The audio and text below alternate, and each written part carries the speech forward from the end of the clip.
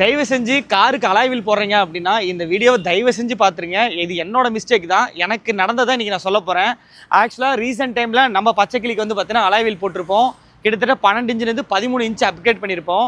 அதுக்கான வேணா எனக்கு என்ன தெரியுமா, அலைன்மெண்ட் பார்க்காதனால இப்போ வந்து ஒரு அவேர்னஸ் வீடியோ தான். ஆக்சுவலாக இங்கே பாருங்கள், புது டயரு ஜஸ்ட்டு ஒரு 10,000 கிலோமீட்டர் தான் ஓட்டியிருப்பேன். இங்கே பாருங்கள், டயரே இன்றைக்கி வேலைக்காக தான் போயிடுச்சு. நான் டயரே மாற்ற சொல்லிட்டேன். ஆக்சுவலாக இங்கே பாருங்கள் எப்படி ஆகி போச்சு. ஆக்சுவலாக இங்கே கோடே தெரிய ஆரம்பிச்சிருச்சு பார்த்தீங்களா. இந்த டயரே ஆக்சுவலாக வேலைக்கே ஆகாதுன்ட்டாங்க. என்ன பண்ணுறதுனே புரியல. அப்படியே குழம்பி போய் உட்காந்துருக்கேன். இது ஒரு டயர் மட்டும் இல்லை, 2 டயர். ஆக்சுவலாக இன்னொரு டயர் வந்து காட்டுறேன் பாருங்களேன்.